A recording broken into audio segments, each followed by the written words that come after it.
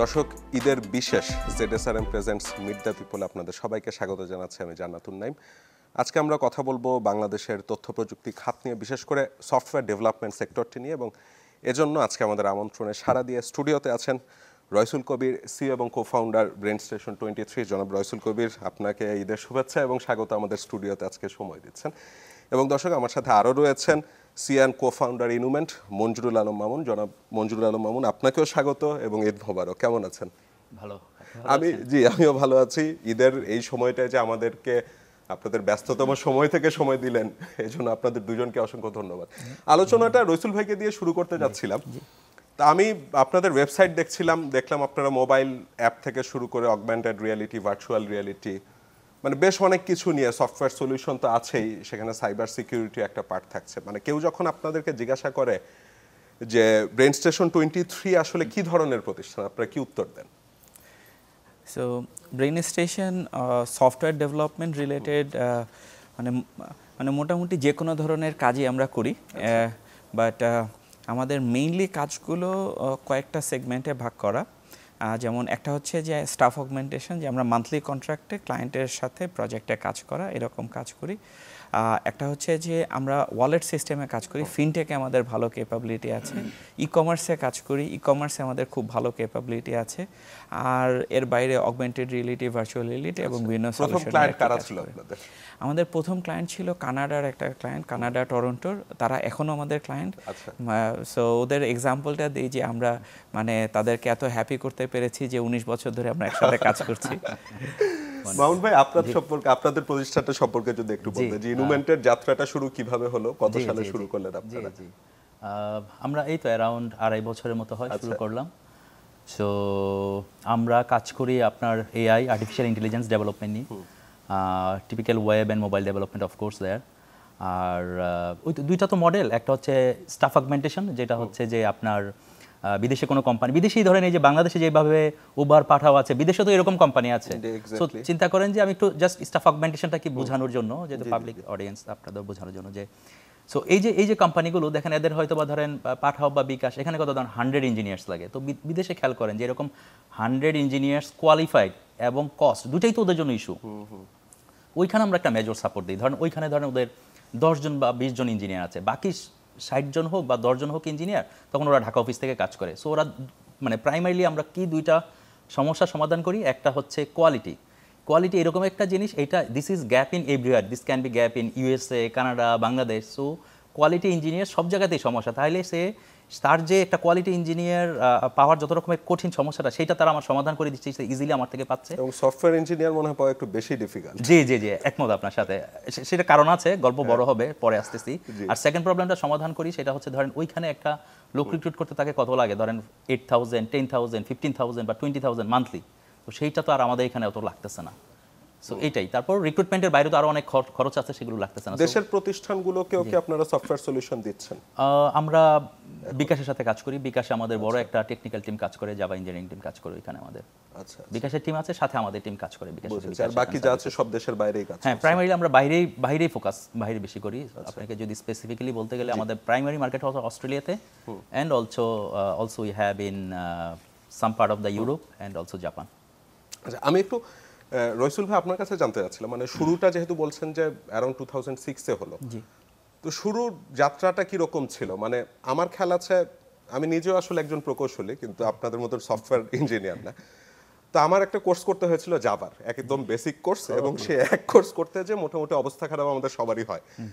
Software ইঞ্জিনিয়ারটা আমি যেটুকু বুঝি যে বাংলাদেশে যারা তৈরি হয়, বেশিরভাগই আমি আমার বন্ধু বান্ধবদেরও দেখেছি, দেশে কাজ করার প্রতিষ্ঠানই পাওয়া যেত না সে সময়। তা আপনাদের যাত্রাটা কিভাবে শুরু হলো এবং তখন লোকবল কিভাবে পেয়েছেন?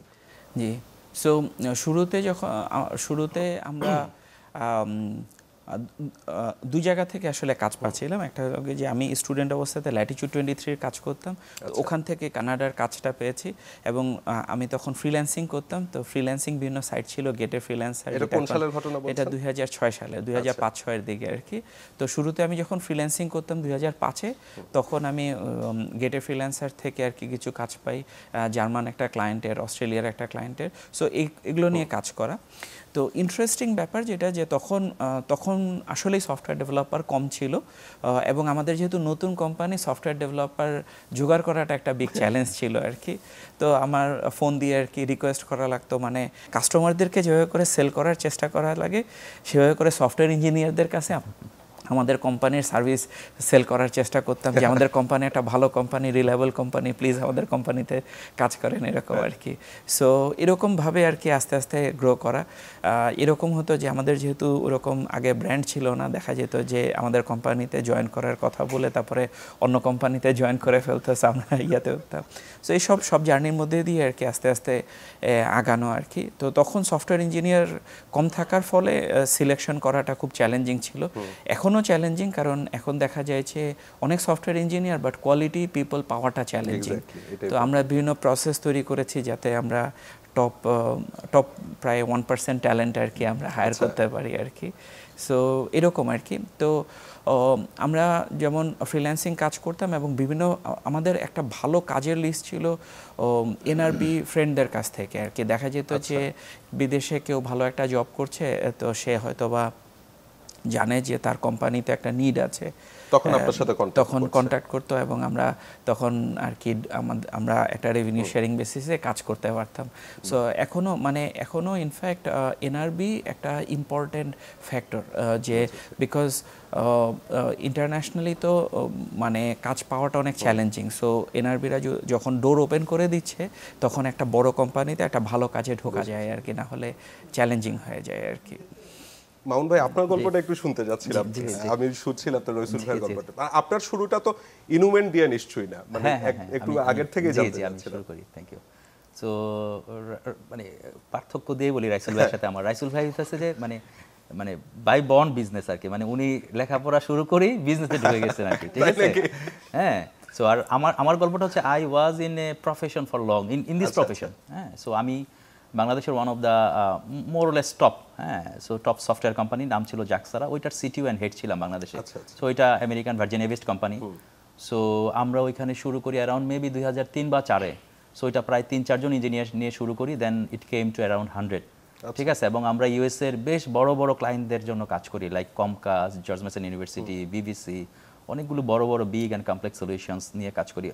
একটা ছোট করে একটা প্রজেক্টের কথা বলি, আমরা 2007 বা 2008-এ ইউএসএর প্রিজনারদের জন্য একটা ম্যাপিং সলিউশন তৈরি করেছিলাম। মানে তার হাতে একটা ডিভাইস পরিয়ে দেওয়া হবে এবং সে যদি ধরেন একটা সার্টেন লোকেশনের বাইরে চলে যাবে তাহলে তাকে 999-এ কল চলে যাবে। So what I am trying to say is like এই সলিউশনটা আমরা করেছি 2006 বা 2007, তখন কিন্তু গুগল ম্যাপ বা এগুলো নাই। হ্যাঁ। So that is what our মানে technical capability from the early life. হ্যাঁ। সো যে আপনার যে কোশ্চেনে ফিরে আসি, সো আমি আসলে দীর্ঘ বছর মানে সিটিও এবং এই পজিশনে ছিলাম। দেন আমি আমার মনে হলো যে মানে উদ্যোক্তা হতে হবে, এন্টারপ্রেনার হতে হবে। হ্যাঁ, আসলে একটু বেশি দেরি হয়ে গেছে বিকজ অফ দেরি না, আপনার এক্সপার্টিসও তো গ্রো করেছেন। হ্যাঁ, দেরি বলতে বললাম যে আসলে মানে কোম্পানিও গ্রো করতেছে, আমিও গ্রো করতেছি, টিম গ্রো করতেছে, ভালো কাজ করছি, আসলে মানে চাচ্ছিলাম হওয়ার জন্য, বাট মানে আসবো কিভাবে তখন চিন্তা করছিলাম। বাট তারপরে যখন বিভিন্নভাবে দেখলাম আশেপাশে বিভিন্ন স্টোরি করতেছে, তখন মনে হলো যে না, ঠিক আছে, অনেক ভালো করতেছি বাইরের একটা company, but that is not my own company, now let's start this. So ইনোমেন্ট শুরুর গল্পটা আসি তখন আমি। সো ইনোমেন্ট শুরুর আগে আরও কিছু আরেকটা 2টা কোম্পানি আমি এক্সপ্লোর করেছি, সেখানে কিছু স্ট্রাগল ছিল, বাট ইনোমেন্টের গল্পতে আমি আসি। সো দেখা গেল যে আমরা দীর্ঘদিন কাজ করার ফলে দেখা যায় আমি যখন ব্যবসা শুরু করি তখন অলরেডি আমার প্রায় ধরেন 17-18 বছর ইন্ডাস্ট্রিতে কাজ করতেছি, টেক ইন্ডাস্ট্রিতে, ঠিক আছে? সো তখন তো ধরেন আমার বড় একটা নেটওয়ার্ক হয়ে গেছে অলরেডি, মানে বাইরে বিদেশি এবং এনআরবি সব সহ। সো আমাকে কেউ রিচ করলো যে অস্ট্রেলিয়া থেকে একটা কোম্পানি, যে তাদের এআই বেসড একটা রিটেল প্রোডাক্ট আছে, তাদের অলরেডি ডেভেলপার আছে বিভিন্ন কান্ট্রিতে, অস্ট্রেলিয়া, পাকিস্তান, ইউক্রেন, ভিয়েতনাম, কিন্তু ভালো সার্ভিস দিতে পারতেছে না। তখন তারা জিজ্ঞাসা করলো যে can you help us?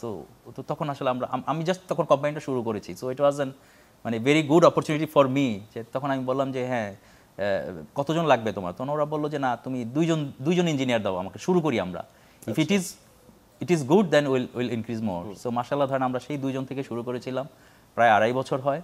So সেই 2 জনের টিম এখন প্রায় আমাদের 12-13 জন টিম। আমরা ওদের ফুল এআই যে রিটেল প্রোডাক্টটা সেটা আমাদের টিম এখন ডেভেলপ করে, মেইনটেনেন্স করে। এবং মজার ব্যাপার হচ্ছে সেটা হচ্ছে যে আরও যে কান্ট্রির রিপ্রেজেন্ট ছিল এখানে, অন্য কান্ট্রিগুলিতে ওদের অপারেশন ছিল, কোনোটাই এখন নাই, ফুললি মেড ইন বাংলাদেশ এখন, and they are very happy with us. এই ধরেন উদ্যোক্তা হবার যে জার্নিটা, তার আগে অন্যের হয়ে কাজ করার যে জার্নিটা, দুইটার মধ্যে পার্থক্যটা কি? মানে স্বাধীনতার, আপনি কি চাকরি করেছিলেন রসুল ভাই? আমি চাকরিও করেছি। চাকরিও করেছেন, আচ্ছা। তাহলে দুইজনের অভিজ্ঞতাটা একটু জানতে চাই।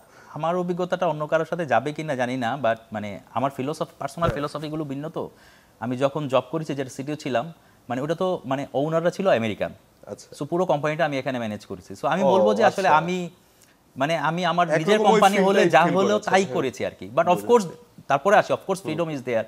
এখন কি হয়, ধরেন এখন আমি রাত 12টা 1টা 2টা পর্যন্ত কাজ করি, আবার চাইলে অফিসের মাঝখানে যদি মনে হয় 2 ঘন্টা কোথাও আছে আমি চলে আসতে পারি। সো কিছু ফ্লেক্সিবিলিটি তো অবশ্যই আছে। বাট আমার কথা বলে ধরেন আমি আগেও প্রেশার নিয়েছি, আগেও নিজে ওন করে কাজ করতাম, because that is my own personality and my own brand. So এখন তো করি নিজের কোম্পানি। আচ্ছা, আর রসুল ভাই আপনার ক্ষেত্রে মানে উদ্যোক্তাই কেন হতে চেয়েছিলেন? আসলে সত্যি কথা বলতে উদ্যোক্তা হতে চাইনি। তাই? যেটা হচ্ছে যে আমি স্টুডেন্ট অবস্থাতে কাজ করতাম, তো দেখা গেছে যে আমাকে আর কি আমার যে কো-ফাউন্ডার মহিউদ্দিন ভাই আমাকে বললো যে রাইসুল চলো আমরা একটা কোম্পানি করি।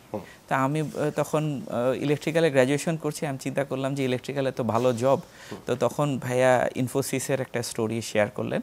তো আমি দেখলাম যে ইনফোসিস অনেক পিপলের ভালো এমপ্লয়মেন্ট তৈরি করছে এবং ইন্ডিয়াতে অনেক ফরেন কারেন্সি নিয়ে আসছে। তো তখন ওই স্টোরি দেখে ইন্সপায়ার্ড হলাম যে আচ্ছা, আমরা যদি একটা কোম্পানি করতে পারি তাহলে দেশের একটা বড় ইম্প্যাক্ট আমরা তৈরি করতে পারবো। তো সেইটা থেকে কোম্পানি তৈরি করতে চিন্তা করছিলাম। কিন্তু মেইনলি মহিউদ্দিন ভাইয়ের ইনভেস্টমেন্ট কিভাবে এসেছিল? আমাদের যেহেতু সফটওয়্যার ডেভেলপমেন্ট এবং সার্ভিস ইন্ডাস্ট্রি, তো এখানে আসলে ইনভেস্টমেন্ট বেশি একটা লাগে না। যতটুকু লাগছে যে অফিস, মহিউদ্দিন ভাইয়ের অলরেডি অফিস ছিল, সেখানে একটা রুমে আমাদেরকে শুরুতে জায়গা করে দেয়। সো শুরু থেকে রেভিনিউ আসা শুরু করে, যেহেতু আমরা কাজ করছি, ক্লায়েন্ট পে করছে, সো 1 মাসের একটা গ্যাপ, সো এটা খুব একটা চ্যালেঞ্জ হচ্ছিল না। কিন্তু আমি আসলে খুব কনফিউজ ছিলাম, কারণ আমার কাছে মনে হচ্ছিল 2006-এ যে সফটওয়্যার বিজনেসটা কি থাকবে, মানে এরকম হবে না যে কোনো একটা সফটওয়্যার সে নিজেই সফটওয়্যার বানায় ফেলতে পারতেছে। মানে এখন আমরা এআইতে যেটা দেখতেছি, এটা নিয়ে আমার ফিয়ার ছিল 2006-এ। তো তখন আমি আমার ফ্রেন্ডের কাছে গেলাম, ওমর আল জাবির। আমি বললাম যে দোস্ত, সফটওয়্যার কি আসলে কি এটা একটা বিজনেস আছে, নাকি বিদেশে হয়তো এরকম সফটওয়্যার অলরেডি আছে যে নিজেই সফটওয়্যার বানায় ফেলতে পারে? তো তখন বলে যে না, এটা তো আছে, কিন্তু তুই সফটওয়্যার ব্যাপারে কতটুকু জানিস? আমি বললাম যে না, আমি তো পারি। বলে যে তুই ইলেকট্রিক্যালে পড়ছিস? আমি বললাম যে আমি এগুলো পারি, আমি জাভা স্ক্রিপ্ট পারি। তখন জাভা স্ক্রিপ্ট মাত্র নতুন আসছে। তো বললো যে আচ্ছা ঠিক আছে, তাইলে আমার এই কাজটা করে দে। তো আমিও কাজটা করে দিলাম। বলে যে আচ্ছা তাহলে আমার কোম্পানিতে জয়েন কর। তো তখন আমি হাফ টাইম ওখানে কাজ করা শুরু করি এবং হাফ টাইম ব্রেইন স্টেশনে কাজ করা শুরু করি। তো তারপরে এরকম প্রায় 1 বছর 1.5 বছর হাফ টাইম ব্রেইন স্টেশনে জব করতাম, আর হাফ টাইম পেজ ফ্লেক্স, ওই স্টার্ট আপ, ওখানে জব করতাম। তো ওখানে জব করতে আমার বেশি ভালো লাগতো। আচ্ছা। এবং আমি দেখতাম যে কোম্পানি চালানো অনেক কষ্টকর। তো পরে ওই কোম্পানি মালয়েশিয়াতে যখন চলে যাচ্ছে, তখন আমি ভাবলাম যে আমি মালয়েশিয়াতে চলে যাই, আমি এই কোম্পানি চালাইতে কষ্ট হচ্ছে। তো আমি আমার ফ্রেন্ডকে বললাম যে আমার তো কোম্পানি আছে। বলে যে তোর কোম্পানি সবাইকে হায়ার করে মালয়েশিয়াতে নিয়ে যাব, তুই চল। কারণ মানে আমার কাজটা আর কি বেশ ভালো ছিল, সো ও খুব চাচ্ছিল যে আমি যাই। তারপর আম্মু বলে যে না, তুমি বিদেশে গেলে আর আসবা না, তুমি যাও না। আম্মু যখন কান্নাকাটি করতেছে যে আচ্ছা ঠিক আছে থাক। তো এই কারণে আমি বলি যে আমি কাইন্ড অফ মানে বর্ন এন্টারপ্রেনার না, রাদার অ্যাক্সিডেন্টাল এন্টারপ্রেনার। তো ইনফ্যাক্ট ইন্টারেস্টিংলি এই কারণে আমাকে নিয়ে বুয়েটের এক ছোটো ভাই একটা বইও লিখছে যে অ্যাক্সিডেন্টাল এন্টারপ্রেনার, যে কীভাবে করে অ্যাক্সিডেন্ট থেকে একজন এন্টারপ্রেনার হয়ে আর কি কিছুটা সাকসেসফুল হতে পারে আর কি। মান ভাই, আপনার ভিশনটা কি এখন? মানে আপনি সামনের দিকে কোন দিকে দেখতে চান আপনার প্রতিষ্ঠানকে, বা বাংলাদেশের এই আইটি সেক্টরটা নিয়ে আপনার ভিশন কোথায়? আমি যখন কোম্পানিটা ফর্ম করি আমাদের, তো অ্যারাউন্ড তো 2 বছর বা 2.5 বছর আগে শুরু করি, তখন ছিল কি যে ব্রেইন স্টেশন বাংলাদেশের একটা বড় কোম্পানি, তাদের 600-700, তো মানে স্বভাবতই এইগুলি হচ্ছে মানে, তারপর ধরেন আমাদের আরও দেশে কোম্পানি আছে বিজিআইটি, ওদের 500 বা 600 এরকম হবে। তো এগুলি তো আমাদের কাছে স্টোরি সামনে। সো আমারও তখন কি ছিল যে আই হ্যাভ অ্যান এক্সপিরিয়েন্স, আমি তো ফ্রেশার না। সো ইন 2 বছরে আমি 100 হব, তারপরের 2 বছরে আমি আরও 500 হব, মানে এরকম একটা প্ল্যান ছিল। আচ্ছা। বাট এটা গত 6 মাস বা 1 বছরের সিচুয়েশনগুলি একটু চেঞ্জ হয়েছে। এআই যে রিভলিউশনটা আসছে, এটা নিয়ে হয়তো আপনারা আরও কোশ্চেন আছে, আরও পরে কথা বলবো এটা নিয়ে। সো এখন যদি বলেন, এখন আনসারটা মানে যেটা বলতে চাইলাম 6 মাস আগে একভাবে আনসার করতাম, এখন আনসারটা হচ্ছে এরকম যে রাইসুল ভাইয়ের যে একটা শঙ্কা ছিল যে এক সময় এআই সফটওয়্যারকে আরেক সফটওয়্যার বানাবে নাকি, আপনার এমন শঙ্কা আছে নাকি? না, এতদিন তো ছিল না। রাইসুল ভাই অনেক আগে কেন এই শঙ্কাটা করেছেন আমি জানি না। তো তখন এই এখন শঙ্কা আছে এই শঙ্কা? না, এখন শঙ্কাটা মানে আমি এখন জানি না অলরেডি রিয়েলিটি। হ্যাঁ হ্যাঁ, এখন অলরেডি রিয়েলিটি, এটা অলরেডি রিয়েলিটি। এখন আসলে আমাদের রাইট, এখন আমাদের চিন্তা করতে হচ্ছে একটু ভিন্নভাবে যে আমি যেটা চিন্তা করেছিলাম 6 মাস আগে যে আমি 100 জনের হব, 200 জনের হব, 300 জনের হব, এখন চিন্তা করছি যে আচ্ছা 100 জন হইলে, 200 জন হইলে একটা রেভিনিউ তো বাড়তো, right? 1 million, 5 million. Now I need to think not about me only, maybe সবার এরকম চিন্তা করতে হবে, how to increase the revenue keeping the using the AI. হ্যাঁ, সো দেখা যাবে যে ধরেন যে কাজটা 5 জন করতে পারে সেই কাজটা কিভাবে আমরা এআই টুলসগুলো ইউজ করে 2 জন করতে পারি, but keeping the revenue same and revenue increasing. So এখন আমাদের যে এখন কোম্পানিতে আমাদের ধরেন একটা এআই ইনোভেশন ল্যাব আছে আমাদের, সেখানে আমাদের একটা টিম আছে আলাদা যারা এআইগুলি নিয়ে R&D করে, টুলস, টেকনোলজি। আপনাকে মেইনলি ফোকাস করছেন এআই তেই? আমাদের এআই একটা বড় ফোকাস, অফ কোর্স আমরা ওয়েব, মোবাইল এগুলো তো করি, বাট এআই তে আমাদের এখন কারেন্টলি 3টা না 4টা ক্লায়েন্ট আছে আমাদের, রাইট? হ্যাঁ, সো সো যেখানে ছিলাম যে ওই আমাদের ওই টিম, মানে আমি টিমকে অবজেক্টিভ কি দিয়েছি যে আমি আমার ক্লায়েন্টের কাছে যেতে চাই, গিয়ে বলতে চাই যে এখন তোমার এখানে আমার 10 জন ইঞ্জিনিয়ার কাজ করে, নেক্সট মান্থ থেকে 10 জন কাজ করবে না, 5 জন কাজ করবে, হ্যাঁ, বাকিটা এআই করবে। So that is what I want to say, now you do the R&D what you need to do. এটা কেন আমি এটা বলছি, আমি যদি এটা না করি someone else will come and will replace me. Mohan ভাই, আমি একটু একজন প্রকৌশলীর জীবন বুঝতে যাচ্ছিলাম। জি। মানে আপনার ছোটবেলা থেকে বড় হয়ে ওঠাটা কিভাবে হয়েছে, কি ধরনের পরিবেশের পর কোথায় লেখাপড়া করেছেন? আচ্ছা, আমি বড় হয়েছি নারায়ণগঞ্জ। এমনি আমার অরিজিন হচ্ছে মুন্সিগঞ্জ, আমার দাদাবাড়ি ওরকম, দাদাবাড়ি সেখানে। বাট আমরা বড় হয়েছি নারায়ণগঞ্জে। আচ্ছা, বাবার ব্যবসা ছিল পাটের ব্যবসা, সো আমার স্কুল, কলেজ সবকিছুই নারায়ণগঞ্জে, ঠিক আছে। তারপর আমি গ্রাজুয়েশন করেছি আমি ইউনিভার্সিটি অফ মাদ্রাজ, ইন্ডিয়াতে। সো ওইখান থেকে এসেই দেশে আমি জবে ঢুকে গেছি। প্রথম 2-1 বছর, অল্প কিছু বছর গ্রামীণ এন্ড আপনিও কি ট্রিপলির ছিলেন নাকি? না, আমি কম্পিউটার সায়েন্স, আপনি কম্পিউটার দেন সায়েন্স? ঢাকা ইউনিভার্সিটি থেকে করেছি এমবিএ। আচ্ছা। দেশে এসে অল্প কিছু বছর কিছু দেশের বড় কোম্পানিগুলিতে জব করেছি গ্রামীণে এন্ড দেশে স্টে করার ইচ্ছা হলো কেন? মানে যেহেতু বাইরে লেখাপড়া করেছেন, চলে অনেককে তো চলে যায়, তাই না? সো এইটা আনসারটা আমি, মানে আমার বাইরের জীবন টানে না আমাকে, তাই? মানে আমার হচ্ছে ফ্যামিলিকে নিয়ে থাকবো, আব্বা আম্মাকে নিয়ে থাকবো, বন্ধুদের সাথে থাকবো, আড্ডা দিব, ভাই বোন আসবে, গল্প করব, মানে আই লাভ দিস। রাসেল ভাই, আপনার ক্ষেত্রে কেস স্টাডিটা কি ছিল? মানে আমার বুয়েটের যত ফ্রেন্ড আছে তাদের 1-2 জন বাদে বাকি সবাই দেশের বাইরে। আপনি দেশে থাকবেন কেন ডিসিশন নিলেন? আমার কাছে মনে হয় যে মানে আমি আবার আলহামদুলিল্লাহ খুব লাকি, আমি গভর্নমেন্ট ল্যাবরেটরিতে পড়ছি, নটর ডেম, বুয়েট। সো আমার কাছে মনে হতেছিল যে I have a higher responsibility toward the country, মানে সো ওই রেসপন্সিবিলিটির জায়গাটা থেকে মানে ইনফ্যাক্ট আপনি দেখবেন যে অনেক পিপল যারা বিদেশে গেছে তারা হলো গিয়েছে একটা সেন্স অফ ফুলফিলমেন্টে ভুগে, যে আচ্ছা মানে what is the meaning of my life. আমি আজকে টাকা ইনকাম করতেছি, ফ্যামিলি নিয়ে চলতেছি এবং মানে শেষ। সো মানে what is the impact that I am creating. So ওইটা আমার কাছে মনে হয় যে একটা ইম্পর্টেন্ট ফ্যাক্টর আর কি। সো ওইটা একটা কারণ যেই কারণে দেশে থাকতে চাইছি সবসময়, মানে সাপোজ সবসময় তো সুযোগ ছিল যে অ্যাট সার্টেন পয়েন্ট যাওয়া। আর আরেকটা ফ্যাক্টর হচ্ছে যে এই যে ফ্যামিলির সাপোর্টটা একটা খুব ইম্পর্টেন্ট। ধরেন আমার বোন ও দেশে, আমার ওয়াইফের ফুল ফ্যামিলি, 3 ভাই সবাই দেশে, এবং আমার ওয়াইফ কখনো চায় নাই আর কি যে বিদেশে যেতে। সো ওর সাপোর্টটা, যে ও চাইছে যে না আমার দেশ এটা একটা মানে নিজের একটা ফিলিং আর কি, ঠিক আছে। মানে যে আমাদের দেখা যায় যে যেহেতু আমরা ইন্টারন্যাশনালি কাজ করি, আমাদের অনেক ট্রাভেল করতে হয়, তো আমার মানে বিদেশে একেবারে ভালো লাগে না আর কি, সামহাউ একটা হোমসিকনেস কাজ করে। দুইজনেরই একই অবস্থা? না, বিদেশে আমার ভালো লাগে, কিন্তু দেশে থাকতে ইচ্ছা করে। আমার রাইসুল ভাইয়ের সাথে আবার আরেকটা ডিফারেন্স, রাইসুল ভাই যেমন বিদেশে গেলে কিন্তু এরকম আমি তো জানি, আমরা একসাথে ট্রাভেল করি, উনি কিন্তু এনজয় করে না, বাট আমি যখন বিদেশে থাকি আমি কিন্তু প্রচুর ট্রাভেল করি। আমি আবার খুব ইন্ট্রোভার্ট আর কি, আমি ধরেন নট টু স্টে, এক্স্যাক্টলি আমি আবার খুব ইন্ট্রোভার্ট। ধরেন একসাথে মানে ফ্যামিলির সাথে থাকতেছি, টাইম স্পেন্ড করতেছি, ওইটাই ভালো লাগে আর কি। একটা অনুমতি দিলে ছোট বিরতি নিয়ে আসতে যাচ্ছি। জি। দর্শক, ZSRM presents meet the people অনুষ্ঠানে সময় হলো একটা ছোট্ট বিরতির, ফিরছে একটু পর, সাথে থাকবে।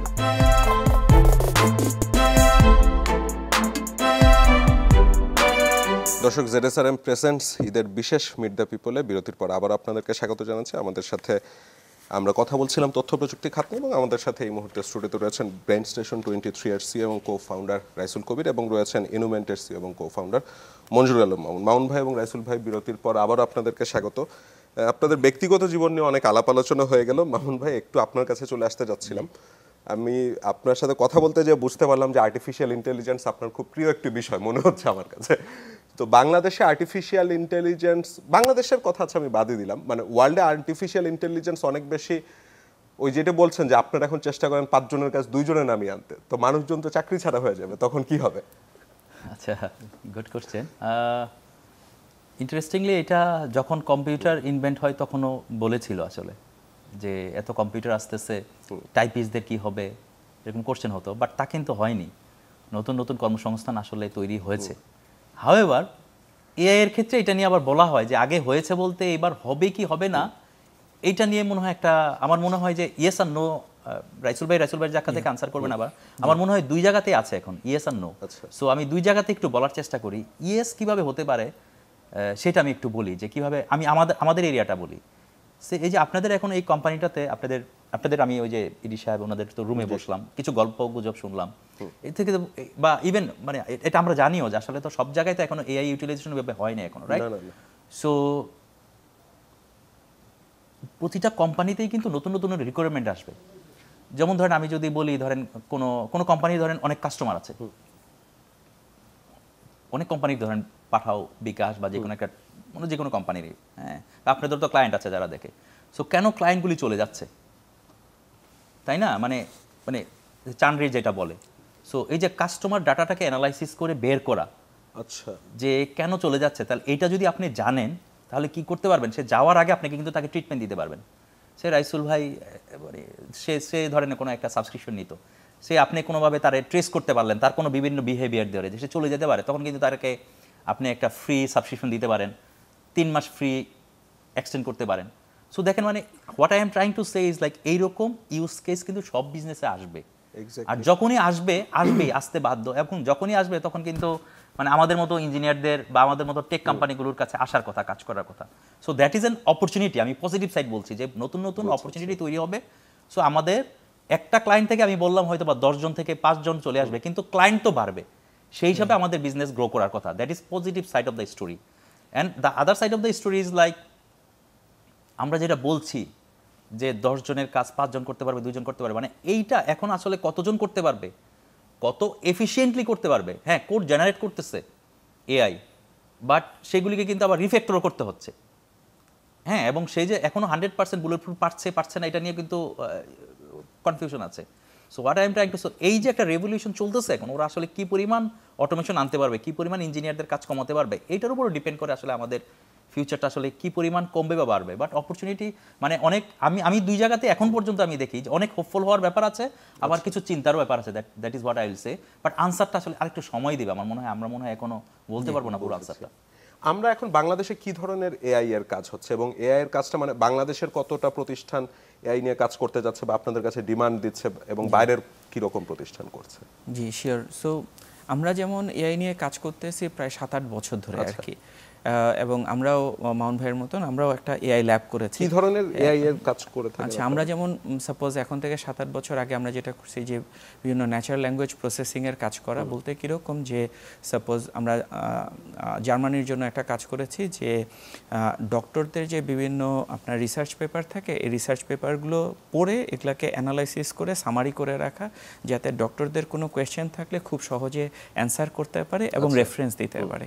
সো এই ধরনের কাজ করেছি। এই যে এখন তো ধরেন চ্যাট জিপিটি এগুলো করে দিতে পারে, তো চ্যাট জিপিটি এগুলো করে দেওয়ার আগে আমরা এই কাজগুলো করেছি, ধরেন এখন থেকে 6-7 বছর আগে। তারপরে আমরা আরেকটা কাজ করেছি যে এক্সরে থেকে নিউমোথোরাক্স ডিটেকশন, তো এটার একটা ইন্টারন্যাশনাল কম্পিটিশন ছিল, তো সেই কম্পিটিশনটাতে আমরা যেমন ব্রোঞ্জ অ্যাওয়ার্ড পেয়েছি, আমাদের টিম ইন্টারন্যাশনাল বিভিন্ন টিমের সাথে, ইভেন হার্ভার্ড এমআইটিরও টিম ছিল, তাদের সাথে কম্পিট করে।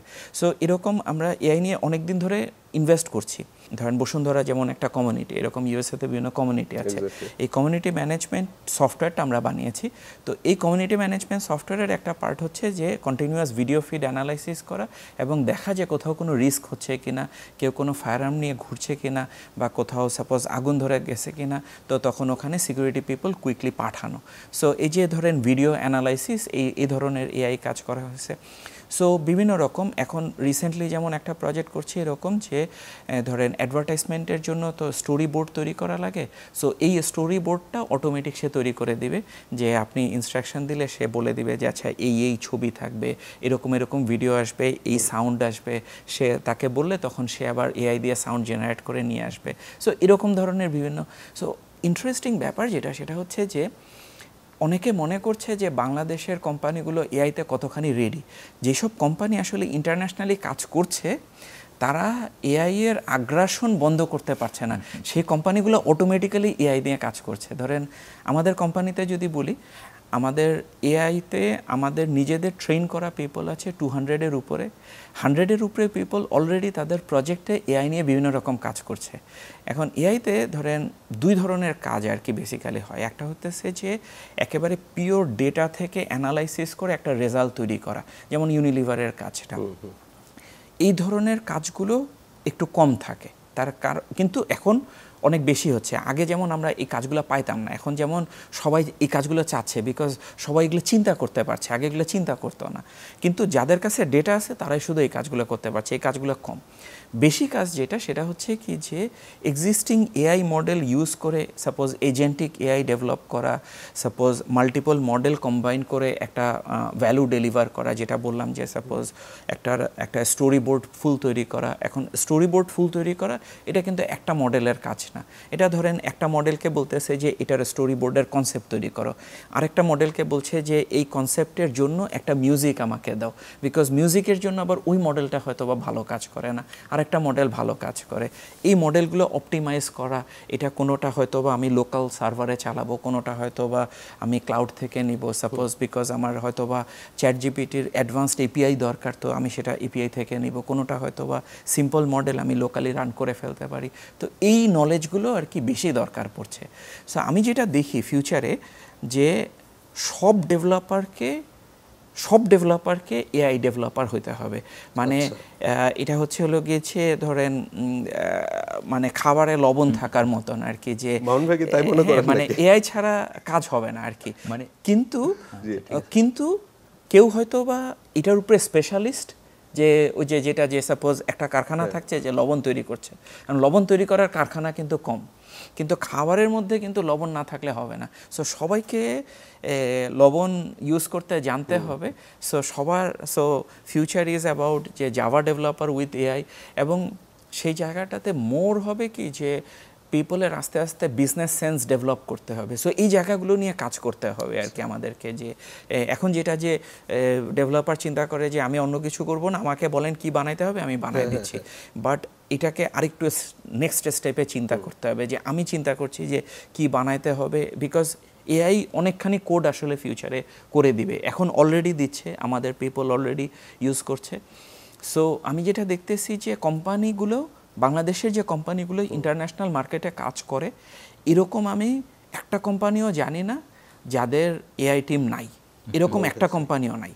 বিকজ এআই ছাড়া আপনি ইন্টারন্যাশনালি কাজ করতে পারেন না। লোকালিও যারা কাজ করছে তারাও এখনও, আপনি যদি সাপোজ আপনি রকমারি চিন্তা করেন, রকমারিতে আমি সেদিন দেখি যে আমি একটা বই অর্ডার করছি, তো সে বলতেছে যে চ্যাট করার জন্য, আমি যখন চ্যাট করতেছি সে বাংলাতে খুব সুন্দর অ্যান্সার করতেছে, তো আমি তারপরে দেখি যে কিন্তু মন মতো হচ্ছে না অ্যান্সারগুলো, পুরোপুরি মন মতো হচ্ছে না। তো তখন আমি বললাম যে বলছেন যে আপনাদের এআইটা একটু ইমপ্রুভ করা দরকার। না, আমি তারপরে ওইটাকেই জিজ্ঞেস করছি যে আচ্ছা ভাই তুমি যে অ্যান্সার করতেছো তুমি কি বট নাকি মানুষ? তো তারপর সে অ্যান্সার করছে যে আমি কিন্তু বট। ঠিক আছে, সো তার মানে কিন্তু লোকাল কোম্পানি মানে এআই এর আগ্রাসনটা, মানে আমার কাছে মনে হয় কি যে বাংলাদেশের কিন্তু একটা ডেমোগ্রাফিক অ্যাডভান্টেজ আছে, পিপল ইয়াং, এবং ইয়াং পিপল কিন্তু আমার কাছে মনে হয় before they think they have adopted AI. ধরেন আমার গ্রামে আমার চাচাতো ভাইয়ের ছেলে, ও ও ক্লাস 9-এ পড়ে, ও বলতেছে যে ভাইয়া আমি চ্যাটজিপিটি ইউজ করি, আমি জেমিনি ইউজ করি এবং ডিপসিকও ইউজ করি। তো আমি বললাম যে অ্যাডভান্টেজ ডিসঅ্যাডভান্টেজ কী পাইতেছো? বলে যে ভাই চ্যাটজিপিটিতে তো আমার ক্রেডিট শেষ হয়ে যায়, কিছুক্ষণ পরে বলে যে আর অ্যান্সার করবো না। তো জেমিনি ধরেন অ্যান্সার করতে থাকে, কিন্তু অ্যান্সারের কোয়ালিটিটা আমি আবার চ্যাটজিপিটিতে বেশি পাই, জেমিনিতে একটু কম ভালো পাই, এরকম আর কি। এবং সে ধরেন তার গ্রামে, মানে আমাদের গ্রাম কিন্তু অনেক রিমোট, হ্যাঁ, সো যাইতে ধরেন 5 ঘন্টা সময় লাগে। বরিশাল, বাকেরগঞ্জ, খয়রাবাদ, সো অনেক রিমোট। তো আমার দেখা যায় যে খুব মানে যাওয়া হয় না আর কি। তো ও ধরেন গ্রামে অন্যান্য বাচ্চাদেরকে এআই শেখাচ্ছে। সো বিকজ মানে পোলাপানের যেটা সুবিধা, এটা হচ্ছে লোকে যে পোলাপান একটা জেনারেশন। ধরেন আমার বাচ্চা ক্লাস 2-তে পড়ে, তো আমাকে বলতেছে যে আব্বু আমার লেখাটা একটু দেখে দাও যে গ্রামার ঠিক আছে কিনা। তো আমি তো একটু ফাঁকিবাজ মানুষ, আমি ছবি তুলছি। বলে যে আব্বু তাহলে ইনস্ট্রাকশনটা দিও যে এটা পাস্ট টেন্সে দেখতে হবে। মানে সে ধরেই নিছে যে যেহেতু ছবি তুলছি আমি এটা চ্যাটজিপিটিতে দিব, এবং আমি কিন্তু এর আগে কখনো করি নাই তার সাথে এই কাজ, কিন্তু সে ধরে নিছে বিকজ সে নিজে চ্যাটজিপিটি ইউজ করতেছে। সো সে ধরে, সো মানে people are adapting it like anything. So this is a big revolution coming, and I think that people would be automatically to a great extent ready. In fact use করার দিক থেকে, এটাতে advance করার দিক থেকে, বোঝার দিক থেকে, অফকোর্স এই জায়গাগুলোতে আমাদেরকে একটা ইন্সপিরেশন দিতে হবে। মানে এটা একটা খুব ইন্টারেস্টিং পার্ট আর কি। আমি যদি একটা মাঝখানে একটা ছোট কথা বলি, সেটা হলো গিয়েছে আমি নিজে পার্সোনালি খুব ইন্ট্রোভার্ট পার্সন, এবং আমার খুব ইনফেরিটি কমপ্লেক্স আছে। সো কিন্তু তারপরও আমি এই কারণে আমি সাধারণত কোথাও যেতে চাই না আর কি। কিন্তু তারপরও আমি আসি শুধুমাত্র একটা কারণে, সেটা হলো গিয়েছে যদি আমাদের দুইটা কথা শুনা কেউ একজন ইন্সপায়ার্ড হয় এবং তার যদি একটা লাইফ চেঞ্জ হয়, ঠিক আছে, because all you need is a spark, because ইউটিউবে সব কিছু আছে। ডিপসিক কীভাবে করে আপনি ডিপ্লয় করবেন, কিভাবে করে আপনি আপনার লোকাল মেশিনে ডিপ্লয় করে সেটার উপর ভিত্তি করে আরও ফার্দার অ্যাডভান্স করবেন, everything is available for free. So A revolution is coming. আমি একটু মামুন ভাইয়ের কাছে জানতে চাচ্ছি, সরি আমি বেশি সময় নিয়ে নিলাম। মামুন ভাই, মানে যেটা বলছেন যে AI is the future of everything, একজন ভালো, এবং রাইসুল ভাই যেটা বলছেন যে পরবর্তীতে সব ডেভেলপার কি আসলে এআই ডেভেলপার হইতে হবে? আচ্ছা, একজন ভালো এআই ডেভেলপার কিভাবে হয়? মানে এখানে তো ধরেন মেশিন লার্নিং এর অনেক আগে যে আমরা সফটওয়্যারগুলি তৈরি করতাম, মানে তৈরি হতো, সেগুলোতে তো হচ্ছে আমি কমান্ড দিয়ে দিচ্ছি, আমি জানি যে ওইটুকু পর্যন্তই কাজ করবে, বাট এখানে তো ইচ এন্ড এভরিটা তাকে নতুন করে শিখতে হচ্ছে। কতটা টাফ হয় সেটার কোডিংটা? না আসলে মানে কোনো কঠিন না। আমাদের যেটা রাইসুল ভাই বলতেছিলেন যে আমরা যারা বাইরে কাজ করি অটোমেটিক্যালি আমাদের সব এআই কোম্পানি হয়ে যেতে হচ্ছে, এআই ডেভেলপার হয়ে যেতে হচ্ছে। কেন? কারণ আমাদের প্রতিটা ক্লায়েন্টই এআই ফিচার চাচ্ছে, এবং যখনই এআই ফিচার চাচ্ছে আমাদের এই যারা নন এআই ডেভেলপার ওরাই কিন্তু খুব কুইকলি অ্যাডাপ্ট করে শিখে নিচ্ছে, এবং things are not complex. Of course ব্যাপারটা তো এটা একদিন হয়ে যাচ্ছে, বাট অনেক কমপ্লেক্স না, এবং কম্পারেটিভলি আমি বলবো যে ইজি বলা ঠিক হবে কিনা জানি না, অ্যাটলিস্ট কমপ্লেক্স না, হার্ড না। They can learn it very easily. তারা আমি নর্মালি দেখেছি যে কত 1-2 সপ্তাহ maybe good enough to start with, right? Is it right? 1-2 সপ্তাহ more or less good enough to start with. আর যখন স্টার্ট করতেছি আমরা, ক্লায়েন্টও তো বুঝেছে এটা নতুন, সে তো আমাকে প্রথমেই প্রফেশনাল এক্সপেক্ট করতেছে না, হ্যাঁ, সেও ছোট ছোট করে দিচ্ছে, আমরা ছোট ছোট করে শিখতেছি, এবং আমরা তখন এক্সপার্ট হয়ে যাচ্ছি। এবং যখন আমরা একটা প্রজেক্টে করে এনাফ এক্সপার্ট হয়ে গেলাম, তখন কিন্তু এই লার্নিংটা আমাদের অন্য টিমগুলিতে চলে যাচ্ছে। আবার আমাদেরই দেখা যাচ্ছে একটা টিম কাজ করতেছে একটা অস্ট্রেলিয়াতে রিটেল বেসড এআই প্রোডাক্ট নিয়ে, আরেকটা টিম কাজ করতেছে ধরেন এজেন্টিক এআই নিয়ে, আরেকটা টিম কাজ করতেছে হয়তো বা ধরেন এআই বেসড একটা ফ্লোর প্ল্যান নিয়ে। তাহলে ওরাও কিন্তু নিজেদের মধ্যে প্রচুর নলেজ শেয়ার করে কোন টুলটা কিভাবে কাজ করবে। ইভেন আমাদের নিজেদের মধ্যেও আমাদের বিভিন্ন রকমের গ্রুপ করা আছে, আমরা নিজেদের মধ্যে ইন্টার কোম্পানিগুলোরও আমাদের গ্রুপ করা আছে, যাতে we can share the knowledges of AI between us. So যার ফলে আসলে লার্নিংটা খুব ইজি হচ্ছে। আর আপনার আরেকটা কোশ্চেন ছিল সবাই কি এআই ডেভেলপার হবে কি হবে না। প্রথমত সবার এআই টুল ইউজ করতে হবে, কিন্তু এটা কিন্তু মাস্ট, মানে এটা ছাড়া হবে না, বিকজ অফ আপনার তো মানে প্রোডাক্টিভিটি বাড়াতে হবে। সো প্রোডাক্টিভিটি বাড়াতে হলে আপনার এআই টুল ইউজ করতে হবে।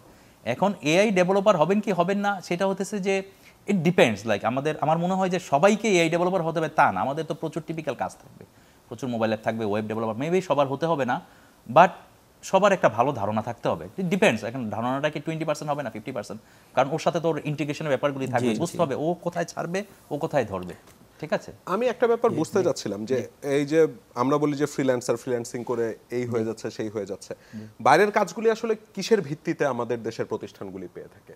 দুজনে যদি একটু কোশ্চেনটা কি, মানে বাইরের যখন একটা প্রতিষ্ঠান কাজ দিচ্ছে কিভাবে আপনাদেরকে খুঁজে বের করছে, কিভাবে আপনাদের কাজগুলো আসছে? আনসার করি, রাইসুল ভাই আনসার করতে হবে। আসলে যে খুঁজতেছে সে আসলে বিভিন্ন চ্যানেল ইউজ করতেছে। কেউ they are very heavily familiar with the marketplace. হ্যাঁ, ওই মার্কেটপ্লেস, ওগুলো আপওয়ার্কের মতো।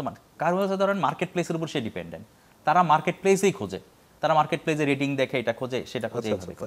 কেউ আছে জানে যে না আমার আমার আমার আমার কি বলে যে আমার একটা প্রফেশনাল টিম দরকার, হ্যাঁ আজকে আপওয়ার্কে কেউ আছে, তাকে আমি আজকে পাবো, কালকে তো তাকে নাও পেতে পারি, সে অসুস্থ থাকতে পারে। দেখেন চিন্তার মধ্যে কিন্তু ডিফারেন্ট আছে, ঠিক আছে। যদিও আপওয়ার্কে কোম্পানিও আছে, হ্যাঁ, সো দেখা গেল কেউ প্রিফার করে যে রেফারেন্স, যে ঠিক আছে ধরেন ধরেন ধরেন টিভি রিলেটেড কিছু হইলে কি হলো, আজকে আপনার সাথে আমার একটা পরিচয় হলো, আমি আপনাকে জিজ্ঞাসা করবো। সো এরকম কেউ তো তাদের একটা পরিচিত আছে, তারা জিজ্ঞাসা করে যে তার বন্ধু বান্ধব দিয়ে তোমরা কোথায় কাজ দাও, সো এভাবে রেফারেন্সও চলে আসে। আবার চলে আসে ধরেন ওই কোম্পানিতেই কেউ না কেউ টেক আছে। সো ধরেন আমাদের যেমন আমাদের বড় একটা কাজ আসে আমাদের এনআরবি ভাই ব্রাদারদের থেকে, ঠিক আছে। সো আমাদের যারা বিদেশে আছে, যারা বিভিন্ন কোম্পানিতে আছে, তারাও তখন ফরওয়ার্ড করে, রাইট। সো ওইটাও আসে। সো এই মানে আসলে এই সবগুলো মিলে আসলে তারপর ধরেন আবার অনেক কোম্পানি আছে, সে ক্লাচে যায়, গুগলে যায়, রেট দেখে, রিভিউ দেখে, কোন কোম্পানি ভালো কি সেভাবে আসে। সে কেউ হয়তো বা গুগল সার্চ করে যে what are the best software companies in Bangladesh, in Asia, সেইভাবে আসে। So there are different ways. Raisul ভাই, anything you want to add? So এটাই আর কি যে মানে ইনফ্যাক্ট ইন্টারেস্টিংলি শুধু বাংলাদেশে না, বেশিরভাগ কান্ট্রিতেই সফটওয়্যার ডেভেলপমেন্ট আউটসোর্সিংয়ের যে কাজগুলো হয়, মেজরিটি কাজ আসে হলো গিয়েছে মানে নন রেসিডেন্টদের কাছ থেকে। যে সাপোজ যেমন আমার কিছুদিন আগে আরেকটা কান্ট্রি, আমি হঠাৎ করে নামটা মনে পড়তেছে না, আরেকটা কান্ট্রির একজনের সাথে কথা হচ্ছিল, মানে ইউরোপিয়ান একটা কান্ট্রি, তো এরকম আর কি সফটওয়্যার অ্যাসোসিয়েশনের একজন ডিরেক্টরের সাথে। তো সে বলছিলেন যে ওদের দেশের বেশিরভাগ কাজ আসে ওই নন রেসিডেন্টদের কাছ থেকে, ডায়াসপোরাদের কাছ থেকে। সো এই জায়গাটাতে কমিউনিকেশন একটা খুব ইম্পর্ট্যান্ট ফ্যাক্টর। কমিউনিকেশন একটা ইম্পর্ট্যান্ট ফ্যাক্টর বলতে কি যে ধরেন জানা যে আসলে বাংলাদেশে অনেক সফটওয়্যার কোম্পানি এখন আছে যারা ভালো কাজ করে।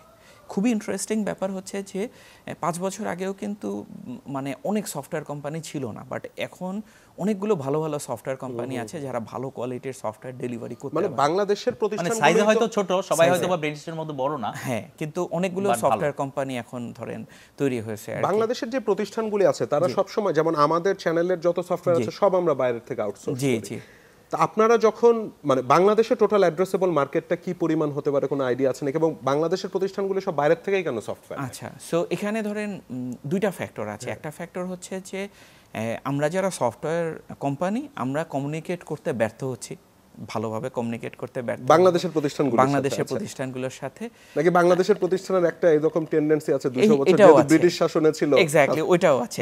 মানে দুইটা ফ্যাক্টরি আর কি। আসলে একটু ডিসএগ্রি করতে যাচ্ছি ভাই সাথে, মানে ব্যাপারটা মনে এরকম না যে সবাই বাইরে সফটওয়্যার, প্রচুর কিন্তু লোকাল আমাদের অনেক ভালো দেশে ভালো কোম্পানি আছে, হ্যাঁ, এবং হেভিলি কিন্তু আমাদের প্রচুর ইন্ডাস্ট্রি কিন্তু আছে যারা বাংলাদেশি কোম্পানিগুলো থেকেই সফটওয়্যার নেয়। আপনার এক্সাম্পলটা আপনি বলেছেন টিভি কেন্দ্রিক, তাই না? বাট আপনি যদি দেখেন এই মার্কেটটা তো ছোট, হ্যাঁ, সো যে একটা প্রোডাক্ট ডেভেলপ করবে তাকে চিন্তা করতে হচ্ছে ব্যাংক ফিনটেক যেগুলো আছে, ব্যাংক ফিনটেকে যেমন আছে, হ্যাঁ, মানে ব্যাংকেও কিন্তু দেশেও আছে বাইরেও আছে, বাট বাইরে বেশি, এটা সত্য। কিন্তু আপনি এই ব্যাংক বা এরকম 2-1 টাকা বাদ দিলে দেশে যে প্রচুর কর্পোরেট কোম্পানি, প্রচুর মিডিয়াম এসএমই আছে, এগুলি কিন্তু হেভিলি আমাদের দেশে লোকাল সফটওয়্যার ইউজ করে। মানে দুইটাই হচ্ছে আসলে খুব ইন্টারেস্টিং। একটা পার্ট আপনি যেটা বলছেন এটা রাইট আসলে, যে আমাদের একটা কলোনিয়াল মানসিকতা আছে। সো সেই মানসিকতার জন্য আমাদের মনে হয় যে বিদেশি সফটওয়্যার বেটার, ঠিক আছে। এটা একটা ফ্যাক্টর আছে। একটা ফ্যাক্টর আছে কি যে কেউ হয়তো বা কোনো একটা কোম্পানিতে কাজ দিছে, কাজ দিয়ে তারপর ধরা খাইছে, তারপরে মনে করতেছে যে বাংলাদেশে সফটওয়্যার ভালো হয় না, এবং তারপরে তারা বিদেশে যায়। ইন্টারেস্টিংলি বিদেশে যা ধরা খায়, ধরা খাওয়ার পরে তারপরে আমি যেমন একটা স্টার্ট আপ চিনি যে তারা প্রথমে বাংলাদেশে একটা কোম্পানিকে কাজ দিছে, ধরা খাইছে, ইন্ডিয়াতে কাজ দিছে, ধরা খাইছে, পরে আবার আমাদেরকে কাজ দিছে, আমরা ডেলিভার করছি। সো এরকম আর কি, যে মানে বোথ সাইড এক্সপিরিয়েন্স আছে। বাট এখন বাংলাদেশের কোম্পানিরা বাংলাদেশে কাজ দিতে মোর কনফিডেন্ট ফিল করছে, Agree. এটা আমি দেখতে পাচ্ছি আর কি, যে মোর কনফিডেন্ট ফিল করছে। এই জায়গাটাতে অফকোর্স কমিউনিকেশন বাড়াতে হবে, এবং হচ্ছে যে ডায়াসপোরাদের সাথেও কমিউনিকেশন বাড়াতে হবে, যে বাংলাদেশে বেশ কিছু ভালো ভালো কোম্পানি আছে, এবং ধরেন বড় বড় সফটওয়্যার কোম্পানি আছে যেটা একটু সাইজেবল সফটওয়্যার ডেলিভারি করতে পারবে।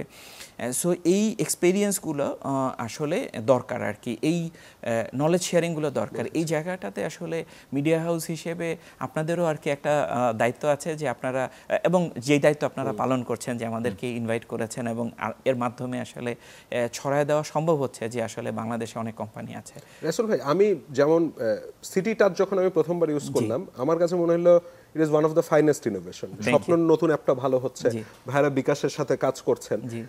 তো বাংলাদেশের একটা প্রতিষ্ঠানে যখন আপনারা সফটওয়্যার ডেভেলপ করে দেন, ধরেন মানে আমি হাইপোথেটিক্যালি জিজ্ঞাসা করছি, আপনারা যদি 100 টাকা নেন, বাইরের একটা কোম্পানি থেকে ওই মানের সফটওয়্যার ডেভেলপ করতে তাদের কি পরিমাণ টাকা খরচ হবে?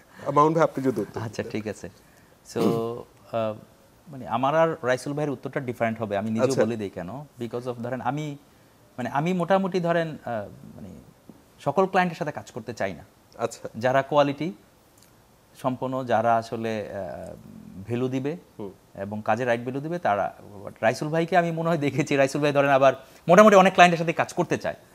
সো আপনার যে কোশ্চেনটা ছিল যে রেটের ব্যাপারটা, সো যেহেতু আমি আসলে মানে বাংলাদেশে শুধুই একটু টপ বা প্রিমিয়াম ক্লায়েন্টের সাথেই কাজ করি, সো যেমন আপনি একটা ক্লায়েন্টের নাম তো আপনি শুনলেন, আরও 2-3টা ক্লায়েন্ট আমাদের আছে বা পাইপলাইন আছে, I do not want to say the name right now, but এগুলো একদম টপ লেভেলের ক্লায়েন্টই, হ্যাঁ, আইদার টেলকো বা এরকম আর কি বলছি, বা ব্যাংক। সো ওই আমাদের জিনিসটা আটকাই গিয়ে ওইখানে রেটটাতে। সো আমরা যেটা করেছি যে আমরা বাইরে যে রেটটা দিই, জাস্ট 10-20% একটু কমায় তারপরে হইতেছে আমরা বলি যে এই রেটটা, এর বেশি আমরা বলি না। এবং এটার কারণে অনেক জায়গায় আমাদের সেল হয় না, বাট দেখা গেল অন্য কেউ কোনো কোম্পানি হয়তো বা তার চাইতে নিচে হয়তো বা তারা বিজনেস করতেছে। বাট আমাদের মোটামুটি একটা পলিসি ঠিক করেছি যে আমরা এই জায়গায় থাকবো, এই জায়গায় থাকবো না। সো আপনার মানে কামিং টু দ্য শর্ট হইতেছে যে হ্যাঁ, আমি মোটামুটি চিন্তা করেছি বাইরে চাইতে এখানে ম্যাক্সিমাম 20% কমাবো, এর বেশি কমালে আসলে আমি কোয়ালিটি ধরে রাখতে পারবো না। রাইসুল ভাই কেন আনসার? সো আমাদের ক্ষেত্রে যেমন না, মানে আমরাও প্র্যাকটিক্যালি যেটা দেখা যায় যে আমাদের যেহেতু খরচটা বেশি, সো এই কারণে একটু প্রিমিয়াম ক্লায়েন্ট ছাড়া আসলে সত্যিকার অর্থে অ্যাফোর্ডও করতে পারে না, ঠিক আছে। সো আমাদের যেমন গ্রামীণ ফোন, বিকাশও আমাদের ক্লায়েন্ট, বিকাশও আমরা কাজ করি, তারপরে বাংলা লিঙ্ক। সো ওইরকম আর কি, বাংলাদেশের কোম্পানি যারা বিদেশ থেকে অলরেডি কাজ করে তাদের সাথে আমরা এরকম, হ্যাঁ, তাদের সাথে কাজ করি। কিন্তু এর সাথে আমাদের আরেকটা ফ্যাক্টর আছে, সেটা সার্ভিসের ক্ষেত্রে কি কোনো ডিফারেন্স হয়? মানে যেমন ধরেন আজকে জিপি সাপোজ বাইরের একটা কোম্পানি থেকে সফটওয়্যার আউটসোর্স করলো, তারা যে সার্ভিসটা দিবে আপনারা কি তার চেয়ে বেটার সার্ভিস দিতে পারবেন দেশে থাকার কারণে? এক্স্যাক্টলি, মানে এখানে একটা খুব ইন্টারেস্টিং ফ্যাক্টর আছে। Thank you for that question. খুবই একটা ইন্টারেস্টিং ফ্যাক্টর। সেটা হচ্ছে কি, যে বিদেশে ধরেন পপুলার যেসব ডেস্টিনেশন, ধরেন ইন্ডিয়া, ভিয়েতনাম, ফিলিপাইন, ঠিক আছে, এইসব পপুলার ডেস্টিনেশনগুলোতে কি হয়, যে এগুলো পপুলার ডেস্টিনেশন মানে কি, এখানে গুগলের অফিস আছে, মাইক্রোসফটের অফিস আছে। সো ইন্ডিয়ার টপ ডেভেলপার, ভিয়েতনামের টপ ডেভেলপার, সে কিন্তু একটা মাল্টিন্যাশনাল কোম্পানিতে কাজ করে, সে কিন্তু একটা লোকাল আউটসোর্সিং কোম্পানিতে কাজ করে না। ইন্ডিয়ার টপ ডেভেলপার কিন্তু ইনফোসিসে কাজ করতে যায় না, কিন্তু বাংলাদেশের টপ ডেভেলপার কিন্তু ব্রেইন স্টেশনে কাজ করতে যায়। সো যার জন্য ইন্টারেস্টিংলি বাংলাদেশের কোম্পানি যখন কাজ করে, তখন বাংলাদেশের কোম্পানি আবার ইন্টারন্যাশনাল একটা কোম্পানির থেকে বেটার কাজ ডেলিভার করতে পারে, এবং ইন্টারেস্টিংলি লো কস্টে কীরকম, যেমন ধরেন বাংলাদেশের একটা কোম্পানি যদি বিদেশ থেকে সফটওয়্যার ডেভেলপমেন্ট সার্ভিস নেয়, তখন কিন্তু তার প্রায় 60%-এর মতন ভ্যাট ট্যাক্স দিতে হয়। বাংলাদেশের কোম্পানিতে কিন্তু ভ্যাট ট্যাক্স অনেক কম, কত এখন মনে 15%-এর মতন এরকম। সো এর ফলে যেটা হচ্ছে যে বাংলাদেশ থেকে যখন সে সফটওয়্যার ডেভেলপমেন্ট নিচ্ছে, বাংলাদেশের একটা কোম্পানি, তখন সে বিদেশের থেকে বেটার কোয়ালিটি পাচ্ছে এবং লোয়ার কস্ট পাচ্ছে ডিউ টু দ্য ট্যাক্স। আর তারপরে তো ধরেন বিদেশি কোম্পানি, সাপোজ একটা ইন্ডিয়ান কোম্পানি যখন বাংলাদেশে কাজ করতেছে, সে ধরেন বাংলাদেশে যে রেট দেয় সে তো ইউরোপেও একই রেট দেয়, বাট আমরা যখন করতেছি, আমরা তো যেটা মাউন্ট ভাই বললেন যে আমরা কিন্তু লোকালি কাজ করার সময় একই কোয়ালিটির ডেভেলপার দিচ্ছি কিন্তু একটু লোয়ার রেটে কাজ করতেছি, যে বাংলাদেশের কোম্পানি এরকম একটা রেটে ইয়া করবে। কিন্তু এখানে একটা খুব ইন্টারেস্টিং ঘটনা ঘটছে, সেটা হলো গিয়েছে একটা দারিদ্র্যের দুষ্টচক্র ছিল, যেই দুষ্টচক্রটা আমরা ভেঙেছি। খুবই একটা ইন্টারেস্টিং ব্যাপার, এটা একটু বলি। সেটা হলো গিয়েছে বাংলাদেশে যেটা আগে হতো, যে বাংলাদেশে একটা কোম্পানি, সাপোজ একটা ব্যাংক যখন বাংলাদেশে একটা কোম্পানিকে কাজ দিবে, তখন সে খুব কম টাকা দিয়ে কাজ দিতে চায়। সাপোজ বাংলাদেশের একটা ব্যাংক যখন কোর ব্যাংকিং সিস্টেম নিবে, তখন সে ধরেন লিডস থেকে কোর ব্যাংকিং সিস্টেম নিলে সে 2 কোটি টাকা দিয়ে কিনবে, সে যদি ওরাকল থেকে কিনে তাহলে সে 20 কোটি টাকা দিয়ে কিনবে। তো খরচের কিন্তু এত ডিফারেন্স না, ঠিক আছে, খরচে খুবই ইন্টারেস্টিং ব্যাপার, খরচের এত ডিফারেন্স না, কিন্তু সে কম টাকা দিতে চায়। সে কম টাকা দিতে চায়, তখন কোম্পানিও কম টাকা বেতন দিতে পারে, সে ডেভেলপারকে কম এনগেজ করতে পারে, বেতন কম দিতে পারে, এবং এর ফলে কোয়ালিটিতে একটা ইম্প্যাক্ট পড়ে, এবং তখন বলে কি যে আমরা কম টাকা দিতে চাই। আমার আসলে শেষ প্রশ্নটা আসতে যাচ্ছিল, আমাদের সময় অলমোস্ট শেষের দিকে। মানে আমি আমার বন্ধু বান্ধব যারা আছে প্রকৌশলী তাদের জিজ্ঞাসা করেছিলাম আপনাদের প্রতিষ্ঠান সম্পর্কে, বললো যে one of the best place to work on. আচ্ছা, তো এই ব্যাপারটা নিশ্চয়ই আপনারাও মাথায় রাখেন, মানে কর্মীদের জন্য, মানে একটা বাংলাদেশের প্রতিষ্ঠানগুলি সম্পর্কে ধারণা আছে যে বেতন দিতে চায় না, এই সুবিধা নেই সেই সুবিধা নেই, আপনারা কি এনশিওর করার ট্রাই করেন? আমরা বোথ ক্ষেত্রে, আমরা 2 কোম্পানির ক্ষেত্রে যেটা করি যে জি, আমরা এমপ্লয়ি শেয়ার রেখেছি। আমাদের যেমন আমাদের এখন যেটা আছে যে 5 বছর কমপ্লিট হলে তখন সে কোম্পানি শেয়ার পাওয়া শুরু করে। তারপরে ধরেন আমরা প্রভিডেন্ট ফান্ড, গ্র্যাচুইটি, বিভিন্ন ফ্যাসিলিটি ইত্যাদি রাখা, মাসে শেষ হওয়ার আগে বেতন দেওয়া, সো ইত্যাদি ইত্যাদি এইসব ফ্যাসিলিটি। মানে আমাদের যেটা হয় কি যে আমাদের তো কম্পিট করতে হয় ইন্টারন্যাশনাল কোম্পানিগুলোর সাথে, মানে অনেক কোম্পানি আমাদের কাজকর্মতে বিরক্ত হয়। যদি না করতে হতো তাহলে এই সুবিধা দিতেন না? মানে না, একটা হলো গিয়েছে, একটা হচ্ছে ফ্যাসিলিটি, আর একটা হচ্ছে যে ধরেন স্যালারি স্কেল। আমাদের যেমন করতে হয় কি যে যেহেতু আমরা ইন্টারন্যাশনালি কম্পিট করতে হয়, এই কারণে স্যালারি স্কেল বেশি দিতে হয়। অনেক কোম্পানি এই কারণে আমাদের উপরে খেপে যে আমরা কেন বেতন এত বেশি দিই। হ্যাঁ, মানে অনেক কোম্পানি আমাদের কাছে কমপ্লেইন করে যে কেন এরকম করি। এখন ব্যাপার যেটা, সেটা হলো গিয়ে যে আমাদের একটা ডেভেলপার ব্রেইন স্টেশনে কাজ না করে সে কিন্তু একটা রিমোট জব করতে পারে। রিমোট জব যদি করে তাহলে তো সে বেশি টাকা বেতন পাবে। আমাকে কিন্তু তাকে রাখতে কিন্তু ফেয়ার স্যালারি, ইনফ্যাক্ট আমরা বেশিও দেই না, কমও দেই না, আমরা মার্কেটের ফেয়ার স্যালারি করি। আলোচনাটা শেষ করতে, মানে এই ক্ষেত্রে একজন ফাউন্ডারের চেষ্টাটা আসলে কতটুকু গুরুত্বপূর্ণ তার এমপ্লয়ীদের ভালো রাখার জন্য? মানে আমাদের মতো কোম্পানিগুলো, আমরা কিন্তু পুরো মানে হিউম্যান কেন্দ্রিক অর্গানাইজেশন, আমাদের তো কোনো মেশিন নাই। তার মানে ও ভালো থাকলে, ও ভালো কাজ করলেই কিন্তু আমি ভালো কাজ করি, মানে আমি ভালো থাকি, কোম্পানি ভালো থাকে, কোম্পানি গ্রো করে। সো ওদেরকে ভালো রাখার জন্য আমাদের তৌফিকে যতটুকু বেস্ট করা যায়, বেস্টে তো শেষ নাই। সো আমি যদি বলি যে আমরা মোটামুটি আমরা সবগুলো কোম্পানির কাছাকাছি, তারপরে যদি বলি আমরা কি করি, সে different type of indoor events রাখি, আমাদের স্পোর্টস থাকে, বিভিন্ন রকমের, হ্যাঁ, মুভি থাকে, অফিসে বসে বসে মুভি দেখি সবাই একসাথে, বাইরে প্রতি মাসে চেষ্টা করি যে বাইরে স্পোর্টসে নিয়ে যেতে, তারপর বছরের ট্রিপ থাকে, তারপরে আপনার দেখা যাচ্ছে যে আমরা রোজার ভিতরে বুফে বাইরের নিয়ে যাচ্ছি, মানে হ্যাঁ, মানে যথেষ্ট এগুলো আমরা প্রতি মাসেই থাকে, এগুলো যথেষ্ট করার চেষ্টা করি যাতে আমাদের টিমের সাথে একটা বন্ডিং থাকে, টিম হ্যাপি থাকে। আরেকটা জিনিস আমরা চেষ্টা করি, ধরেন আসলে আমাদের ইন্ডাস্ট্রিটা যতই বলি, আমরা তো গভর্নমেন্টের মতো না 9টা থেকে 5টা। আর এটা ব্যাপারটা এরকম না যে ধরেন আমি চাই, বা আমি অ্যাজ এ ফাউন্ডার আমি চাই কি চাই না। খেয়াল করেন, হঠাৎ করে আপনি এখন বিকাশটা কাজ করতেছে না বা পাঠাওটা কাজ করতেছে না, how you'll feel as a customer, এখনই ফিক্স করা লাগবে, রাইট? তার মানে কিন্তু আমাদের একটা প্রেশার নিতে হয়, মানে আমাদের টিমের কখনো। সো এই জন্য আমি যেটা মানে আমাদের কোম্পানি থেকে যেটা আমরা চেষ্টা করি, ইভেন আসলে সবগুলো মানে মোটামুটি ভালো কোম্পানি একই, যে মানে ওই ফ্লেক্সিবিলিটিটা ওকেও দেয়া। মানে ওর যখন 1 মাসও ছুটি লাগবে, ধরেন কথার কথা ওর আম্মাকে নিয়ে, আমাদের এমন হয়েছে কারো আম্মাকে নিয়ে ধরেন ট্রিটমেন্টের জন্য 1 মাস বা 2 মাস বাইরে আছে, মানে এগুলো নিয়ে কোনো কোশ্চেনই করি না, স্যালারি অ্যাজ ইট ইজ চলে গেছে। So you try to understand, মানে আমরা মানে যেহেতু আমাদের এখানে একটা প্রেশার থাকে, কোম্পানির টিমের দিতে হয়, সো আমরাও ওপেন থাকি যে ওদের যখন যা লাগে সেটা এমপ্লয়িরাও নিশ্চয়ই এই ক্ষেত্রে ওপেন থাকে। আজকে অনুষ্ঠানটা অনুমতি দিলে আসলে এখানে শেষ করতে যাচ্ছিলাম। আপনাদের দুজনকেই আবার ঈদের শুভেচ্ছা, ঈদ মোবারক। রাসূল ভাই এবং মামুন ভাই, আপনাদেরকে অসংখ্য ধন্যবাদ আমাদের সময় দেওয়ার জন্য। আপনাকে ধন্যবাদ, আপনাকে আমাদেরকে ডাকার জন্য, এবং দর্শকদেরও ঈদ মোবারক, ঈদের শুভেচ্ছা। আপনাকে অনেক ধন্যবাদ ভাইয়া, এবং এত সুন্দর প্রশ্নগুলো করার জন্য, এবং খুব এনগেজিং কনভারসেশন হয়েছে, এবং সবাইকে অনেক ধন্যবাদ। আরো কথা বলতে পারলে আসলে আরো ভালো লাগতো, কিন্তু প্রোডিউসার জানাচ্ছে যে আর আপাতত সময় নেই। দর্শক, এরই সাথে শেষ করছি Jerusalem presents meet the people অনুষ্ঠানটি। যারা তখন আমাদের সাথে ছিলেন তাদের সবাইকে অসংখ্য ধন্যবাদ। শুভরাত্রি।